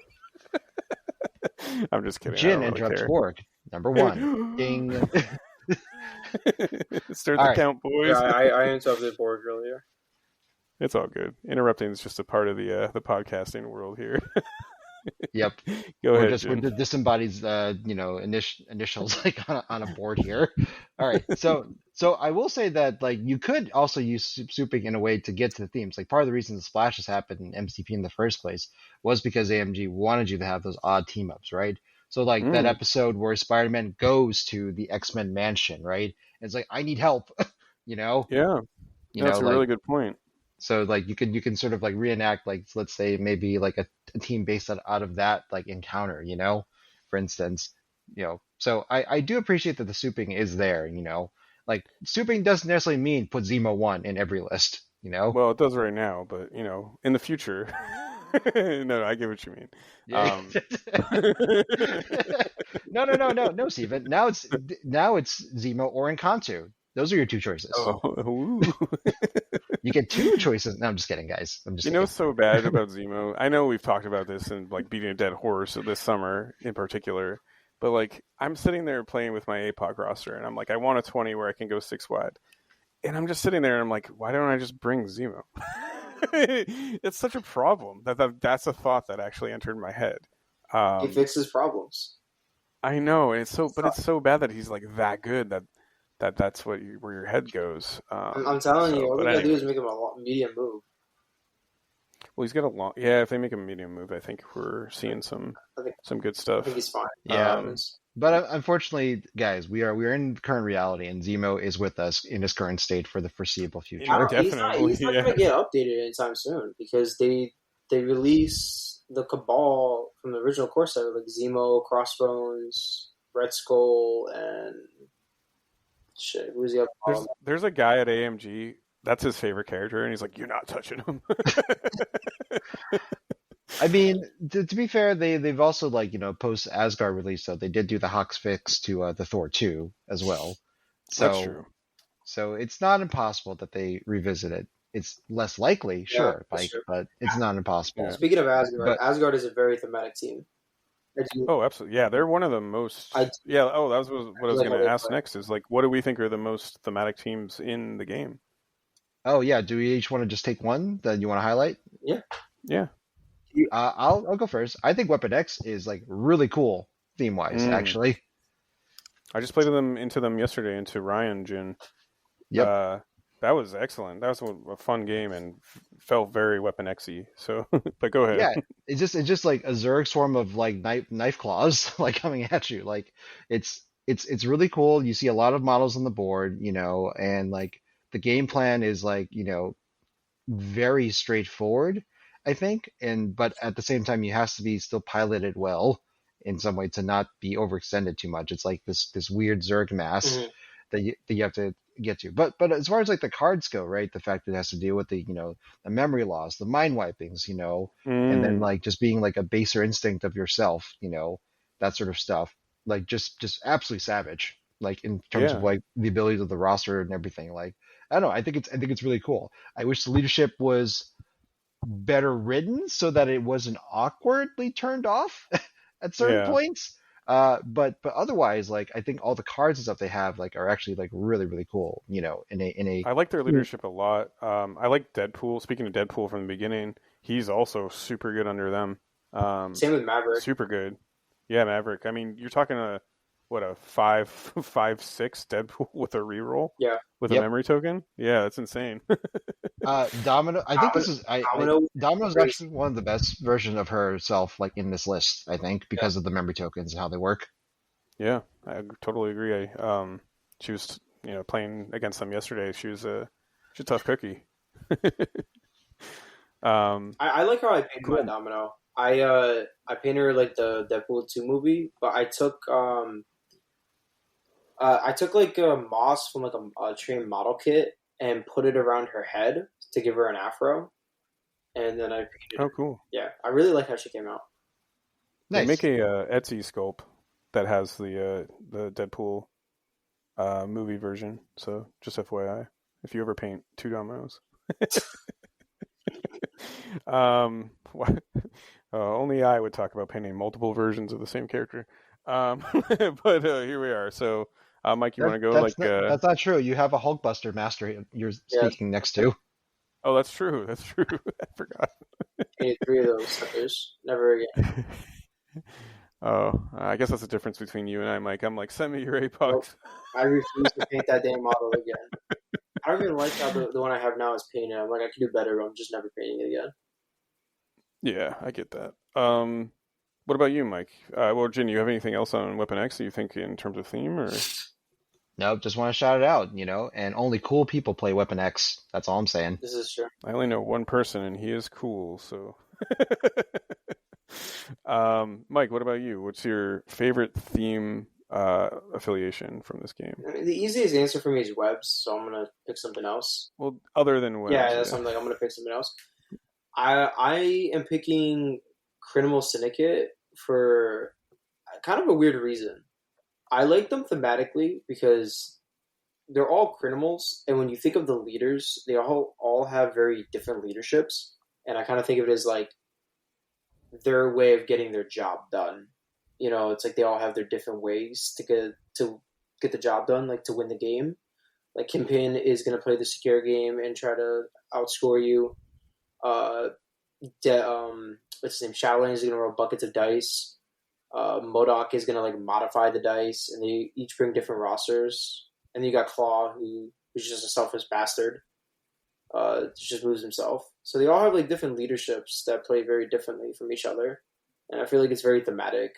Like they all are running different parts of like New York City and their own crime bosses, and they're like, no, I'm doing it my way, and not your way. The real leadership of Criminal Syndicate is money. Yes. No, that's the Hellfire Club.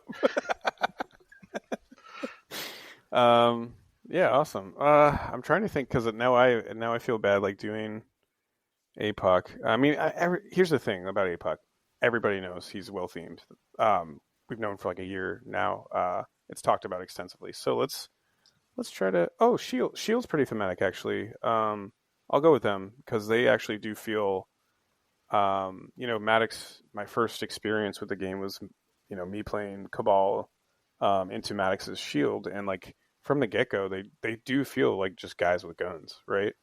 None of them are particularly tough or whatever, but they kind of move around and they're just like repositioning, retactically, regrouping, retreating, and just shooting you from a distance for the most part, which I kind of love for them thematically. I think actually they did a really great job with like the shield playstyle. Yeah, the fact that it, at least under Fury, it's like a heavy movement faction, right? That lets you reposition in odd places that you didn't think so. Like every time you hit one of them, you can get Eye in the Sky, or you can get like an aggressive move, and they end up in a spot that's like, this is kind of changed the game now, like because of where they are. And it feels a lot. Yeah, let's ignore the Namor thing, but previously, before Namor was released, they really did play like, a bunch of like dudes with guns, just kind of like getting up on like keep their distance from their opponent, just kind of like shoot them, reposition, and they're using, Nick Fury with his leadership is like, go over here, right? It really does feel like that when they're on the tabletop. So.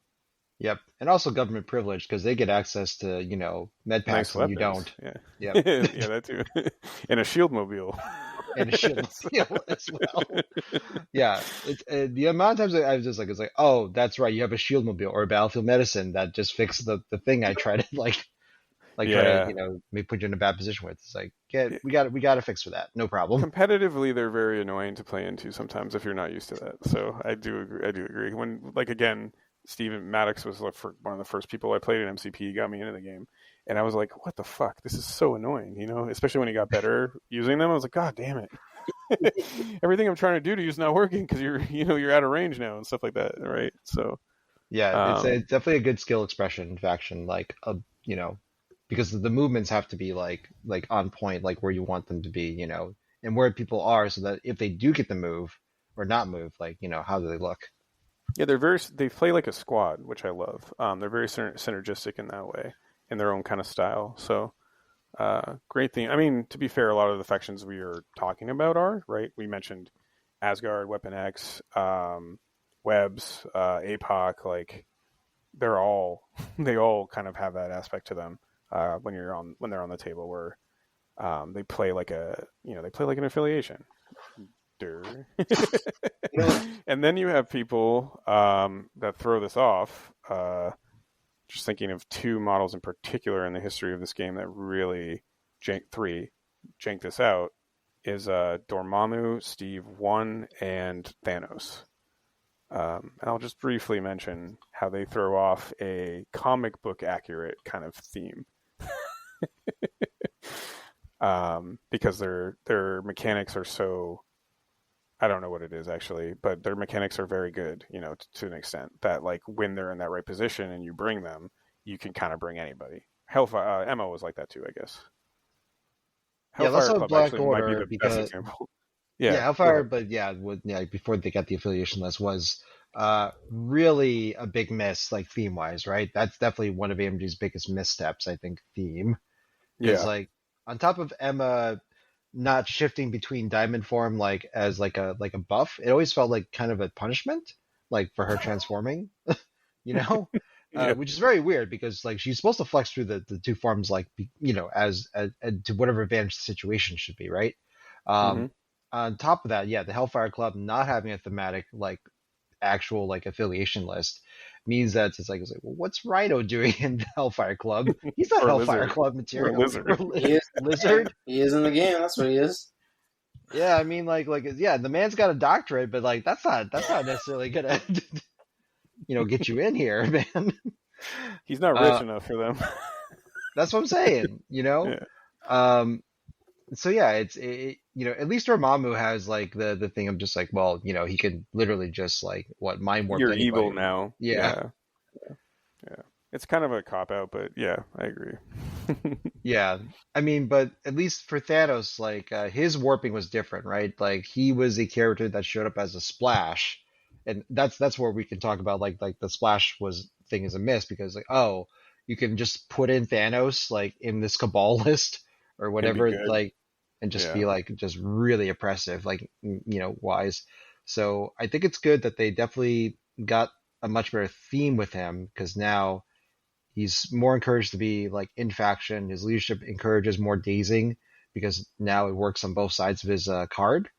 But I think like mechanically, Black Order probably just needs like a bit of a touch up to keep up with the times, right? But I think Thanos oddly went from like a very non-themey piece to now like you have to play him in theme, right, to make him work. Well, I like that, like him like with the Infinity Gems. Being tied to his leadership is very nice because he was very thematic. Like he's not the type to just work with random like models ever. How his kid originally was. He is kind of a loner, in all respects as a character. So it makes sense to not be able to soup him, which is also, Jin, why it was such a miss. It's because it's like, this is Thanos, Like, he should have his little minions. Like, that's mostly what he deals with. Well, even just in the movies, he like comes down to Earth. He's like, I'm going to conquer everything because I'm the man, and I don't need anybody. In fact, like these are just distractions while I gather the stones, So,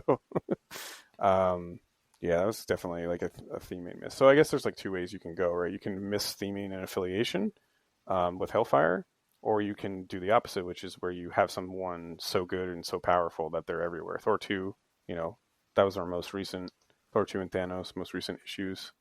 Yeah, especially during the Map E days, right? Just like you see Thor 2 or Thanos just splashed everywhere. I'm just like, that was a big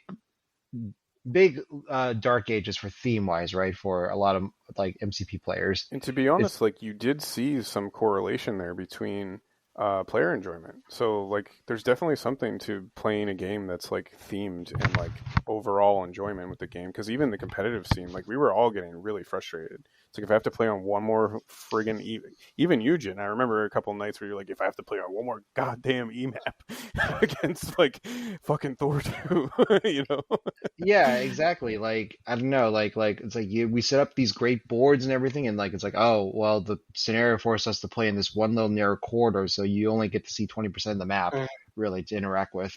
Yeah, and usually the games are over by like turn 3 because you lost all your models. That was another different not you problem. in particular, but no, that was me too. Like, okay. Yeah. Okay, I guess like we have like just a couple bullet points left here to talk about. So like, what are some ways? These are the two questions we have in our sheet, just for you two, are basically the same question. How, like, what would you think? What's a good, how would you improve theming in this game, like, kind of moving forward, if you could improve it, in any way, shape, or form? Well, that's a good question. I didn't even see that on the bullet point. It's on the second page. I didn't even know there was. For our listeners, you can't see this, but Yeah, I'll say something first then. I think the Crisis rotation has given me a lot of hope for this game. With the War of Kings pack being released and them actually theming a bunch of missions towards a particular comic book arc was really, really cool. So it felt like, you were sort of like involved in this engagement if you were to play through that storyline, which is really cool. And then from there, like people have some sort of narrative basis, right, for like what these missions are, you know. So I think that was really cool to at least like give you some sort of, even if it's a very light narrative reason, like what this is. Like for instance, like I don't know what the Riot Sparks Extremis consoles are at all, like in game. I had to look that up. But I don't know so, what they are either. What are they? Basically, Tony Stark kind of went crazy and he made like an instant youth machine, but it was like microtransactions. Oh, okay, okay. okay. Yeah, I think listeners, if I got that wrong, I apologize, but I think that's what I basically like read, which is there like was another one that was popular too, as an example. That was like someone made like a thing to like infect Dracula or something like that. I forget which mission that is, but it's a similar, like, kind of like this really obscure, Yeah. Yeah, no, I agree that the mission packs are great. But you were saying, Jin? Oh yeah, so not only do the mission packs like will give you some sort of narrative description of like what this situation is that spawned this crisis event, but also like it gives you a chance to like let different teams flourish. And that's where like maybe you have like different styles of teams, different affiliations or different play styles that can thrive under different crisis sets. So like when E-maps were in vogue, obviously people that wanted to like fight, like, mechanically, yes, fighty teams, like if you were just a person that wants to take tall lists and brawl like with monsters, like feel free. Like that was a great time for you. But it's good that we know that that has like an endpoint, right? And that at some point, things will switch up and like different teams will flourish. So right now we're in a heavy scoring focus like age. So like, the tall lists are not quite in vogue anymore, but people that are playing well-rounded mid-range games or scoring teams are now like doing better, I think, Mm-hmm.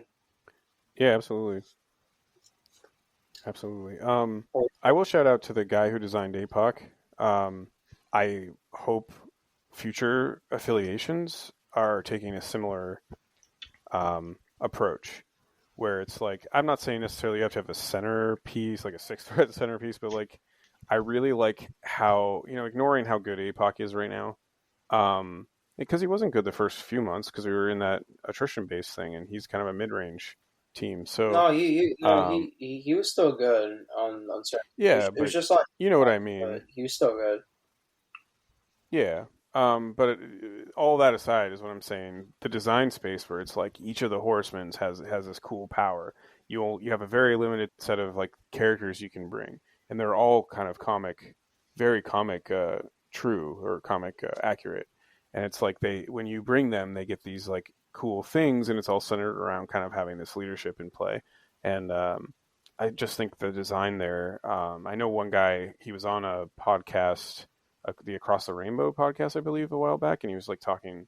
So he was on something that I was listening to, and he was talking maybe about Across the design Bifrost space. is what you're Yeah, thinking? Across the Bifrost, I think it was a while ago, and he was talking about like kind of like the ideas behind the APOC design, and like I really would love to see more than one faction kind of centered around this. Like you're kind of restricted in souping, but you're also kind of like paid off for it. It's just a great design space. Like everything feels thematic. Like everything feels like it's working around this kind of like main mechanic of this like guy, and he ties them all together. And like, I'm not saying it always has to be like that, right? But like, I hope they take that kind of like balancing that kind of. I guess what I'm saying is like they really balance that narrative and game mechanic like they just hit home. You know what I mean? Like they fit them two together so well that it like there's endless options kind of for like how you use them, I guess. And the inspiration, more importantly, to like continue to play them, because like there's always something like, oh, I could have kind of done this weird little thing because I have access to this, kind of thing. So feels good. I feel like when factions, if your team is able to have like seven or more models, it's a very thematic team. Like you can have all affiliated models. I mean, instead of a bunch of splashes. I will agree, and I do think they should incentivize that more, man. Like look at I think the example I bring up all the time is like Steve 1. You take the most efficient models that reduce their cost, and then they just kind of go ham. So, I really like the idea of like there should be some like payoffs. There should be some good things about having to include models and some bad things about having to include models, right?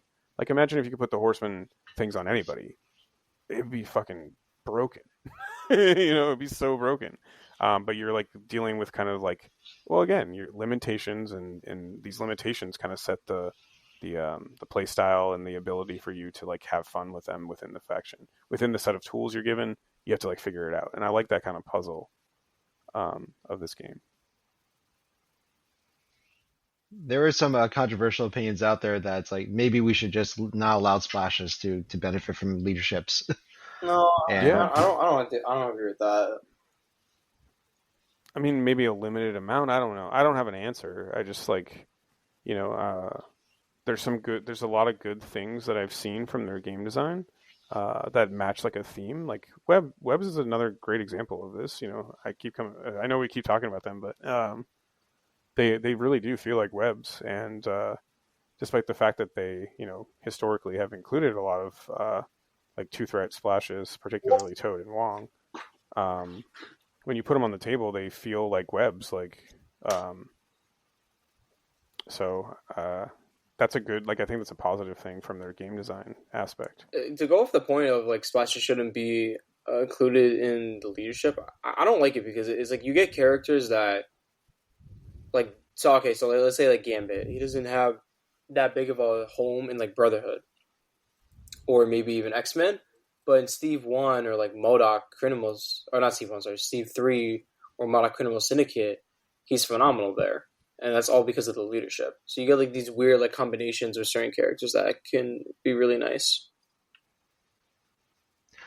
yeah, it's true that you can find people that like maybe they don't flourish in their home affiliation, but then they really like excel right somewhere else. Yeah. I think what it is, just to play devil's advocate, like sometimes if a leadership or an affiliation bonus of some kind just has a very exponential effect on a character, right? There is the chance that a splash character that may have never been intended for to be there, like just like really, really like overperforms, right? Like where they should. So I think that's where like some of my associates like like I'm just less concerned with, and that's a hard thing. And I think that's probably more indicative of like, well, maybe this mechanic needs a second look at in the first place, instead. So I just wanted to throw that out there, Yeah. that's something that people thought about. Like it's like within the context of like, hey, if theme is like important first, like maybe we shouldn't like make it so that I don't know, Zemo is like maybe his best version, like under Miles's leadership, because he's silly good under Zemo is his best version everywhere. No. But I mean, Yeah. like when Zemo gets an extra reroll dice and is unable to unlock his skulls under Master Swordsman, that guy gets really nutty. Yeah. Like, Yeah. Or Jen, I hate myself because I've tried not playing Zemo so many times. You shouldn't hate yourself. I dislike what I have become because I tried so many times to not use Zemo, like use Proxima or like Lizard or some other 3-threat, and then like today I use Zemo like 3 games, and I'm like, yeah, he's just the right call in Webs. he's so good under Miles' leadership, right? Like Yeah. it's never where he intended to be, but here he is. And like I'm not saying he's like broken under that, but it's just like man, he's so pushed though. No, I think it is kind of broken. Or Nick Fury in webs too, Mike. When you run him a lot, he's not thematically kind of a fit, but he's just so good in webs. No. So okay, actually, I like to think that there used to be this old like PS2 game. It was like Spider-Man. Really digging deep here. It was like Spider-Man Friends or Foe, and he was like under Yeah. Nick Fury or something like that. So that's why I get my thematic kick with Nick Fury. Yeah, Yeah, I mean, I guess- Nick has worked with Spider-Man like a ton of times, like, you know. Okay, I'll give you that. But like I mean, Shang-Chi and Dark Dimension, maybe that's a better, or Jane with Dormammu, because she just gets three power turn auto charge. Yeah, That's that a classic really good Mag example. team up of the Mighty Thor and Dormammu and Jane. Dormammu. It's classic around my neck of the woods. Name a but, more yeah. classic duel then. Oh, Dormammu and Weapon X. Oh, that's another one. Yeah. Yeah, it's you know, again, these are mechanically strong combinations, you know, but at least like, you know, at least Nick Fury like made sense, and I don't think Nick Fury is remotely broken in webs. I just think he just, you know, he plays a role that makes him more annoying, I guess is what I was saying. But yeah. Yes, in a faction that is like very extract heavy, right, to begin with. Yeah. Yeah. You know what team disappoints me because they don't feel thematic at all. And Stephen, you're gonna get a kick out of this. It's New Mutants. Yeah, I know. Let's not beat a dead horse. Reliving trauma immediately. Yo, you know what's funny is like they come up no matter what I'm doing. Yesterday they came up in a conversation with someone like, "Oh yeah, like New Mutants." I'm like, "Please don't mention that faction to me." No, I was talking to a listener today, actually, on a weird kind of tangent. I was talking to a listener today, and he was playing our local Kenny online, and I like just popped in to say hi because I haven't talked to him in a while, and he is very contrarian and is like trying to run things that like aren't meta, and I was like, dude, try New Mutants. I'm just saying and he likes it because he's like trying to solve puzzles, to make them like decent, and I'm like, run New Mutants because they're the puzzle that never ends. Oh my gosh. They're you go 50, your win rate will go 50-50, but there will always be a puzzle. Yeah, the New Mutants, I mean, the leadership feels like it could be thematic. Unfortunately, they just haven't brought in, besides Sunspot, any pieces that would reinforce that. So, I mean, like, where's Colossus and where's like Honey Badger? hey man, I started a letter writing campaign, so every week AMG here's my thoughts on New Mutants. No, I wish I had the effort to do that, but yeah, no, they're a great example of a faction. Even the character selection's a little like off, based on the comics. But to be fair, I do think there was some kind of release thing here where like they were told not to release some of the New Mutants, and like because they released the Sunspot Warlock box and then like that was it, and then gave Magic the leadership in that box.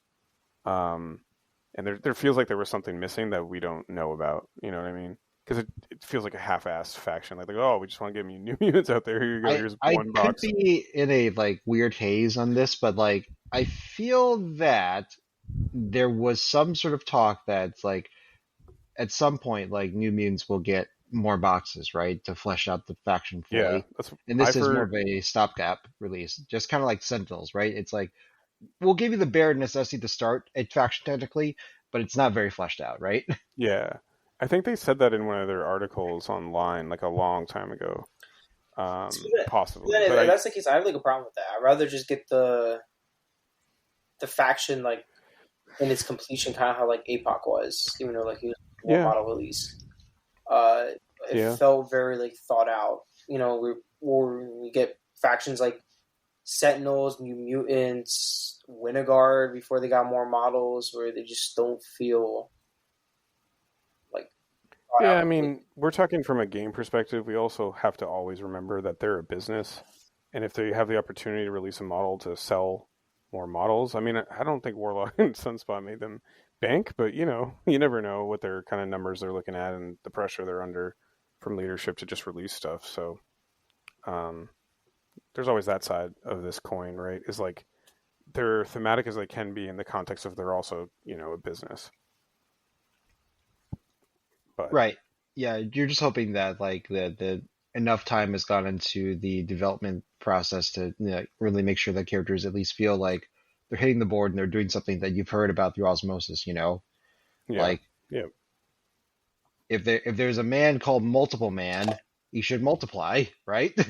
Probably, but this where and to be fair, we get pretty spoiled with AMG stuff. There's a lot of other systems that feels like they're just about pushing models and making money. So I do think they've hit at least like a better balance than what I've seen in the space and the industry. So, but yeah, okay. So, God damn it! It's like every episode. Oh yeah, remember how Magic's the leader of this affiliation you really want to play but never works?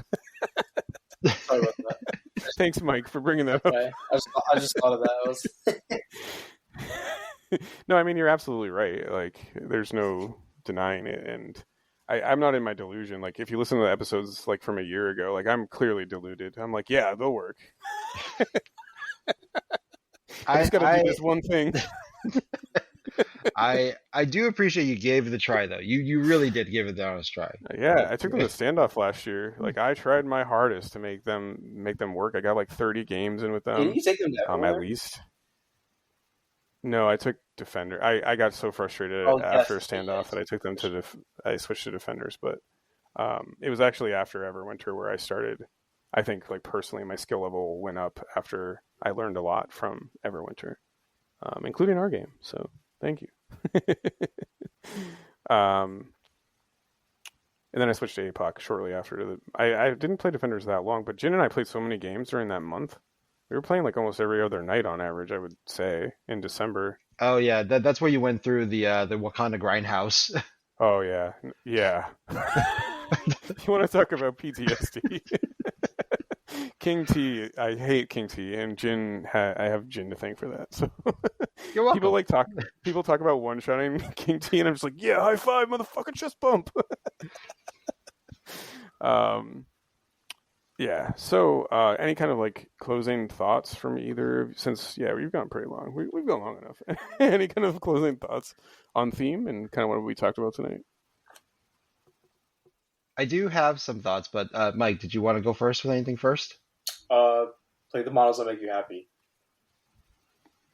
Hell yeah. Yeah. Short and sweet. Yeah, short and sweet. That's really what I get at. When I was trying to get play models that make you happy, and you have a good time in the game. Did we meet your expectations for talking about theme? Because this was kind of your idea. Yeah, pretty much. Yeah, it wasn't supposed to be like a competitive like idea. It was just like a thematic like standpoint, like what it means, like playing with the models that you love, and then also like what affiliations and models are like very thematic. So yes. Yeah. No, I think you gave us a really good topic, and I definitely think this episode had a lot of like depth to it. So I appreciate it. Yes, and Jin? Oh, for me, like as we're talking about this episode and we're bringing up people from our community, I really wanted to give a shout out to all of our locals and the people we interact with that like to play this game and to remind us that like there's more to the game than just getting super sweaty, as we like to say on this cast. Oh yeah. Yeah, so like just a shout out to all your locals, everyone that we play with, like, and just like, for showing us what you love about this game and reminding us that like, there's multiple pillars of this game that can keep people very entertained and make it like a fun time, right? You know? And shout out to Nick too. We tried to get him on tonight. He just had a kid, so it wasn't feasible, but Nick is more of that vein, right? Where he's trying to make Phoenix work. So, gotta respect it, I think. We really appreciate Nick. Yeah, no, I always, he may not realize this, but we do appreciate his insight into this because like he nails like another pillar of this game, which is like the fact is like there's so much rich lore behind all these characters and stuff like that can get lost in the weeds sometimes. We were talking about it's like another time Voodoo just like assembled a virus. Screw that guy. Like or double walked and made me drama. Yeah, no, it's true. He's read a lot of comics, and that's why he was interested in MCP in the first place. And a lot of our listeners are too. Like shout out to everyone who like. I don't think I get enough like people just talking about comics, and even in our Discord, which for those of you who do or who have a passion for that, like feel free. I definitely think that's like what's going to keep the game alive more than us or any other media form talking about like the competitiveness of the game. I think that backbone of like putting your favorite characters on the table is what keeps you coming back to a game in the first place. So yeah, thank you so much. And Jin, that was a great, like, nice little happy thought. Yeah, welcome, and on Stephen. that note, should I close out? Yeah, let's bring this home. Bring it home. All right. So speaking of our Discord, you should join. Our Discord link is below. Yep, that's how that goes. You can follow our Instagram at aliveon1. Our email is also aliveon1@gmail.com. And you can see Jin at RSMP. The videos, I think you released one relatively recently.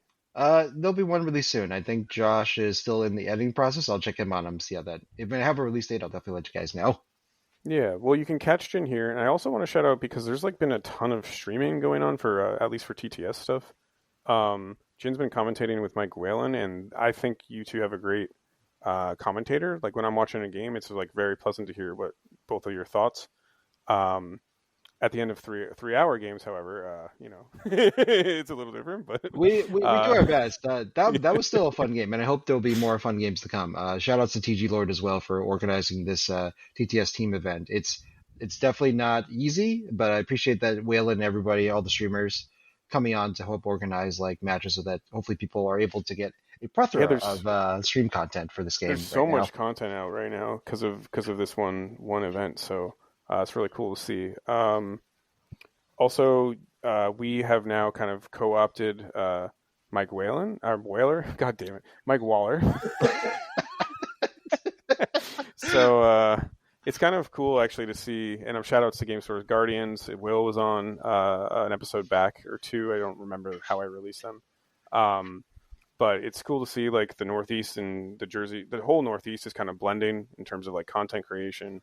And sharing like teammates and stuff. For example, I was like on Jin's pork roll team, so like there's a lot of collaboration going on in our region, which is really cool to see. So shout out to Mike Whalen and Will and Jeff. And am I missing anyone who's on that regularly? Ben. Oh yeah, Ben. My bad. Yeah. Drac. Well, that's how I think of him. Dracula. they tolerate Ben, but yeah, technically he's on that cast. Okay. I do think at some point Jeff's going to come on and talk to us about Midnight Suns too, so look out for that. I talked to him already, but anyways, yeah, so really good to see. Check out GameStore Guardians, they're below. Leave a review on Apple and Spotify or wherever you prefer to listen. Oh, now I feel bad for writing this because I know it pisses you off. Our affiliate link for Huge Miniature is below, and I will say something else. Godspeed Dormammu. All right, have a good night, everybody. Good night.